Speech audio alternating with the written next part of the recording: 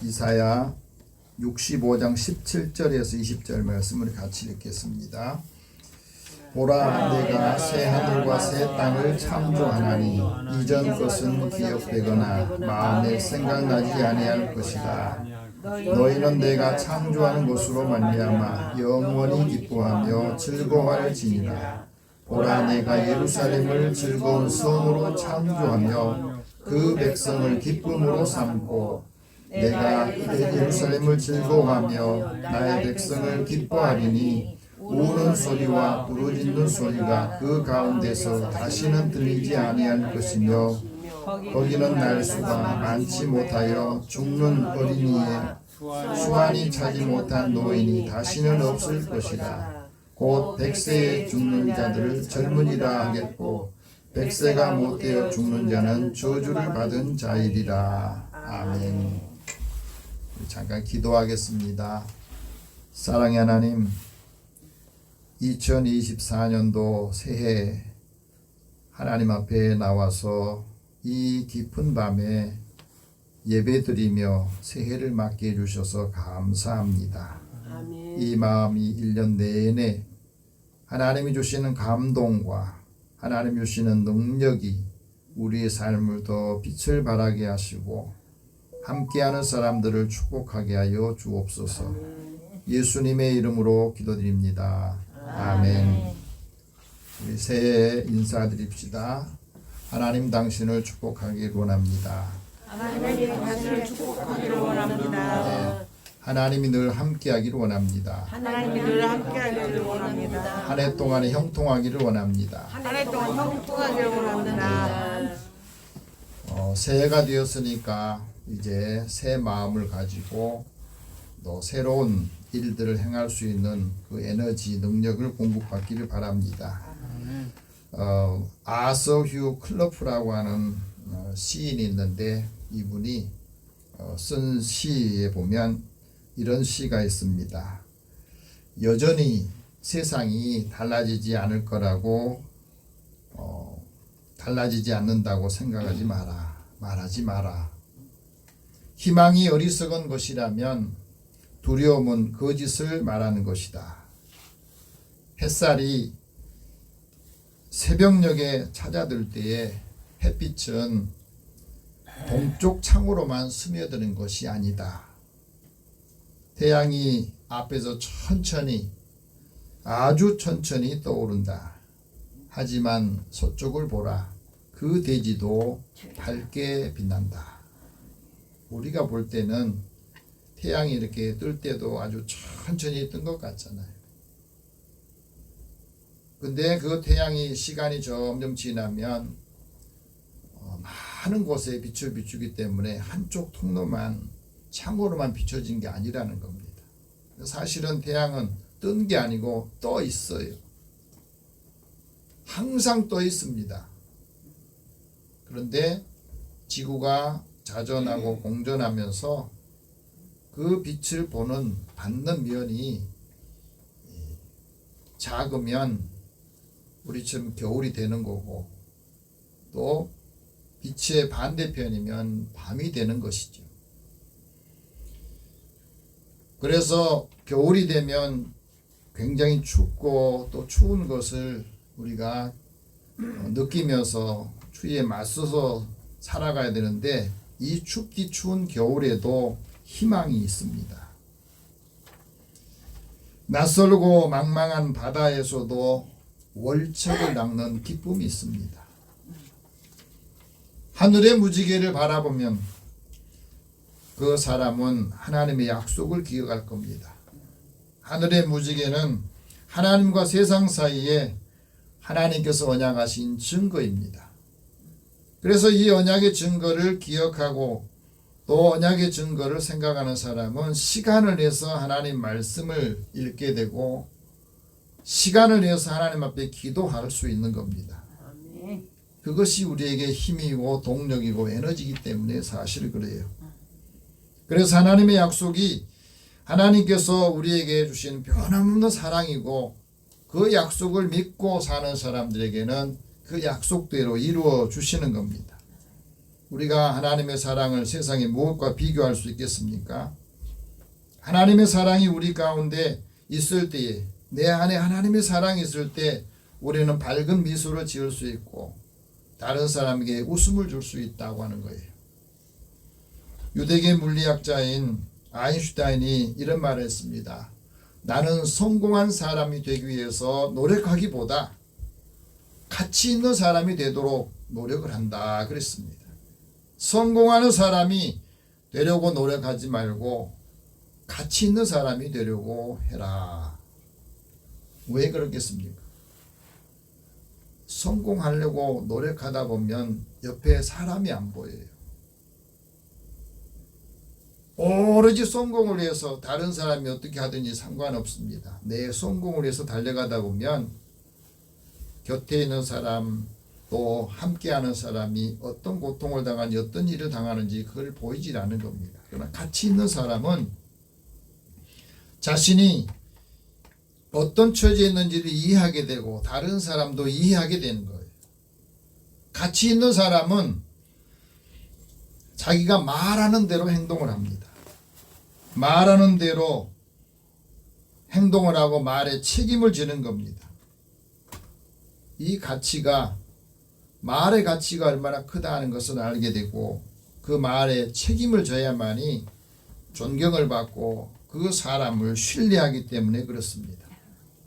그래서 올해는 말과 행동이 하나가 되고 그 말의 능력을 여러분 체험하는 한 해가 되기를 축복합니다.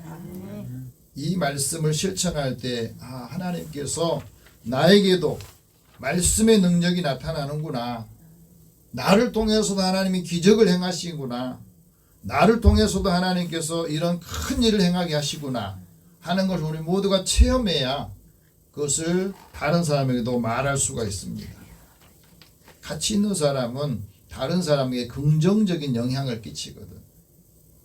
가치 있는 사람은 내가 가진 긍정적인 에너지를 다른 사람에게 주어서 그 사람에게도 유익을 주고 도움을 주는 겁니다. 그래서 다른 사람에게 도와주는 사람이 소중한 사람이에요. 남을 도울 줄 알고 남에게 도와줘야만이 그 사람이 소중한 사람이라는 것을 인정을 받고 사랑을 받게 된다 하고 말합니다. 오늘 우리가 새해를 맞이하면서 우리에게 하나님께서 말씀합니다. 새 하늘과 새 땅을 보라. 그리고 새 하늘과 새 땅을 생각해라. 그러면 영원히 기뻐하고 즐거워할 것이다. 한번 따라해 봅시다. 새 하늘과 새 땅을 보라. 새 하늘과 새 땅을 생각하라. 그러면 영원히 기뻐하고 영원히 즐거워하리라. 올해 우리에게 주어진 말씀, 늘 이 땅만 바라보지 말고 하나님의 지으신 그 능력, 하나님의 역사를 바라보시면서 승리하시기 바랍니다. 우리가 살아가면서 무엇을 기억하고 무엇을 생각해야 하느냐, 그게 굉장히 중요한 겁니다. 그래서 17절 말씀 다시 봅시다. 보라, 내가 새 하늘과 새 땅을 창조하나니 이전 것은 기억되거나 마음에 생각나지 아니할 것이라. 우리의 삶에 있어서 항상 이전 것을 기억해야 될 것이 있어요. 아름다운 추억. 또 내가 잘했을 때 그 감동, 그것은 우리가 기억을 해야죠. 받았던 사랑, 이거는 기억을 해야 됩니다. 하지만 내 삶의 고통이나 아픔, 힘들었던 거, 이것을 자꾸 기억을 하면 그것 때문에 앞을 나가지를 못해요. 하나님께서 태초에 하늘들을 창조하셨습니다. 우리 성경에는 천지를 창조했다 그러는데 히브리 성경에 보면 하늘들과 땅을 창조했다 그럽니다. 그래서 하나님이 하늘들에 대해서 성경은 이렇게 말합니다. 하늘에 하나님의 영광이 있는 거고 그 하늘에 하나님의 보호자가 있고, 그래서 하늘과 하늘의 하늘, 그 땅을 하나님께 속한 것이라고 말씀하고 있습니다. 하나님께서는 우리에게 그 하늘을 통해서 우리에게 마음이 답답할 때 사람이 하늘을 바라보면서 숨을 쉬면서 그 답답함을 풀잖아요. 이 땅에 있는 것을 보면 답답해도 하늘을 바라보면서 호흡을 길게 내쉬면서 그 답답함을 풀 수 있는 것도 하나님께 그 마음을 호소하는 거기 때문에 사실은 그래요. 그래서 하나님께서는 하늘에서 우리의 고통과 신음하는 소리도 들으시고 귀를 기울여서 우리의 기도를 들으신다는 겁니다. 그래서 우리의 모든 약함을 사하시고 하나님의 자녀들이 기도할 때 그 허물들을 아시지만은 덮어주신다 하고 말합니다. 그리고 우리에게 선한 길을 열어주시고 길을 인도해 주신다고 말씀하셨습니다. 하나님께서는 지금도 우리의 모든 인생들이 이 땅에 살면서 우리의 인생을 통촉하시고 하나님께서 우리를 감찰하고 계십니다. 무엇을 감찰하느냐? 이 세상 사람들이 지식 있고 지각 있는 사람들, 그 사람들이 뭘 생각하고 하나님을 찾는가 하고 그걸 본다는 거예요. 그런데 자기 스스로는 하나님을 찾는 사람이 없더라는 겁니다. 지식이 많아도 또 하나님을 찾는 사람이 없고 지식이 없어도 찾는 사람이 없더라는 거예요. 자기 스스로 선을 행한 사람이 없더라는 겁니다. 이 땅에 선을 행한다는 건 다 자기 이익을 위해서 그것을 하는 거예요. 죄악을 행하는 사람들이 다 무지해서 그런 게 아니더라는 겁니다. 오히려 지식이 많은 사람이 더 교활해지면 많은 사람들에게 그 지식을 통해서 해를 끼치는 경우가 많아요. 그들은 하나님을 부르지 않는다고 그랬습니다. 그래서 하나님께서 창조하신 새 하늘 새 땅을 바라보지 않기 때문에 우리가 그것을 바라보면서 그 은혜를 받은 사람이 하나님의 은혜를 받고 그 은총을 함께 나누는 삶을 살라고 말합니다. 그래서 하나님이 태초에 땅을 창조하셨는데 그 땅이 모든 만물을 창조하시며 그 땅도 하나님께 속한 것이라고 했어요. 그래서 사실은 이 땅에 있는 모든 것들이 자기 것이 아니에요. 내가 살아있을 때는 내 명의로 등기도 해놓고 하지만 내가 세상을 떠나면 숨이 떨어진 그 순간에 이건 내 것이 아닙니다. 다른 사람의 이름으로 등기를 할 수밖에 없어요. 그런데도 우리는 거기에 집착하며 살아가고 있습니다. 그래서 땅은 하나님의 말씀을 들어야 되고 주의 백성들에게 주신 기업이 하나님께서 주시는 것을 인정하는 사람에게 하나님께서는 그 땅에 적절한 때 비를 내려주신다고 그랬어요. 하나님께서는 사람들이 이 땅에서 형통하게 살기를 원하십니다. 그래서 하나님의 말씀을 주셨는데 그 형통함을 위한 말씀을 버리고 사탄의 말에 늘 귀를 기울이다 보니까 그 마음에 그 밭에 가시덤불과 은공기가 나는 거예요. 실제 땅에도 마찬가지. 그래서 올해는 우리가 하나님을 바라보면서 하나님 주신 은혜로 우리의 마음속에 있는 가시덤불, 은공기들이 다 제거되기를 원합니다.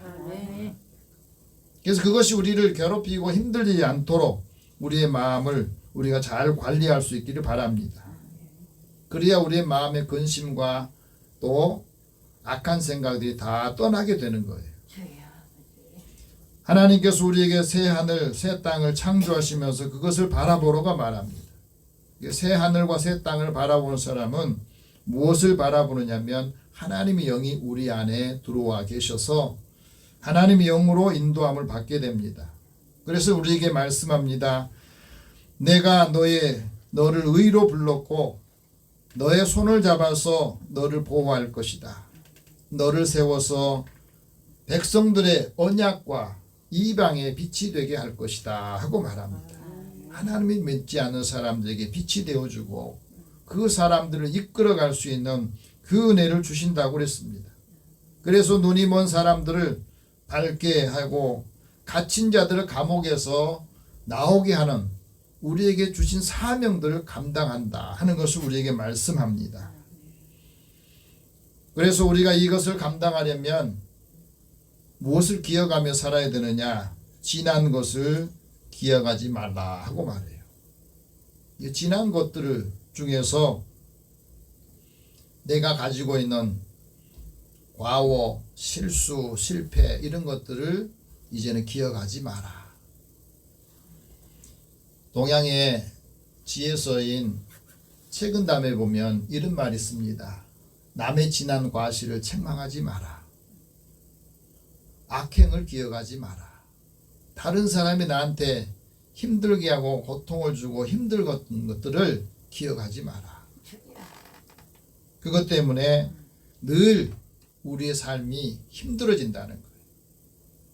어떤 분에게 이런 질문을 했답니다.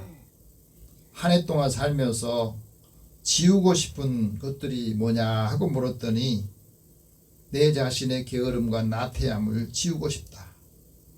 후회를 지우고 싶다. 가족들을 더 사랑하지 못한 것, 그것 때문에 죄책감을 갖고 힘들었던 것을 지워버리고 싶다. 경제적으로 어려웠던 힘들었던 삶도 지우고 싶다 그랬답니다. 이것이 다 지워져야 그 마음속에 덫이 나 있는 것들을 이제 치유가 되고 회복이 될 때 앞을 향해서 갈 수 있다는 말이에요. 새 하늘과 새 땅을 바라보는 사람이 왜 지난 것을 기억하지 말아야 되느냐? 이런 불쾌한 감정이 버려지지 않으면 어떻게 된 줄 아세요? 그 나쁜 감정, 불쾌한 감정이 쉽게 풀리지 않는 이유가 있다는 거예요. 사람의 뇌에는 스트레스 받은 거, 불안했던 거, 우울감, 또 부정적인 감정이 이 뇌에 끊임없이 신호를 보낸대요. 우리 뇌에는 우리가 행복한 것을 기억한 게 아니라 이런 것들로 계속해서 축적되고 누적되어 있는 것들을 계속 신호를 보내면서 그게 이제 습관이 되기 때문에 자동적으로 그걸 생각하게 만든다는 거예요. 그렇기 때문에 나쁜 감정에 늘 속지 말고 진짜 좋은 감정을 찾아야 된다는 거예요. 새 일을 행하는데 이것이 장애물이 되면 새 일을 할 수가 없다 하고 말합니다. 지난 것들이 우리의 삶의 쓴뿌리가 되고 유혹의 욕심들을 늘 따라왔던 것, 그것을 벗어야만이 새 사람을 입을 수 있다 하고 말합니다. 내 마음에도 쓴뿌리들이 있어요. 예수님 믿고 있지만 하나님께 기도하면서도 아직도 쓴뿌리들이 있어요. 이 감정이 치유가 되지 않으니까 그 감정에 그 쓴뿌리 때문에 어느 순간에는 그게 화를 내기도 하고 속상하면 투덜대기도 하고 불평하기도 하는 이게 습관이 되어서 잘 안 자라지는 거예요. 그래서 이것을 벗어버리라고 말합니다. 옛사람과 그 행위를 벗어버려라. 그래야만이 우리에게 새로운 것들을 행할 수 있는 것을 주신다. 새 마음과 심령을 새롭게 할 수 있도록 늘 하나님의 의로 진리의 거룩함으로 새 사람을 입으라 하고 말합니다. 그래야만이 우리의 삶이 하나님이 주신 형상이 우리의 지식을 새롭게 만든다 하고 말합니다.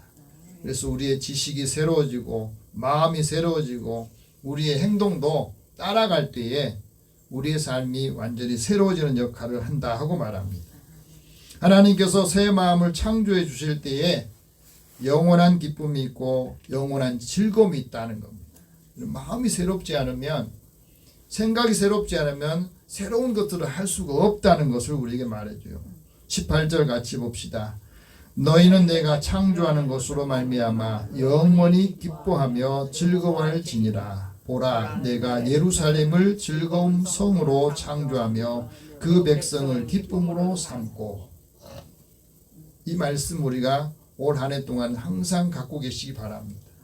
하나님 우리에게 창조하시는 마음, 창조한다는 말은 하나님만이 쓰시는 거예요. 사람이 만든 것은 창조라고 하지 않습니다.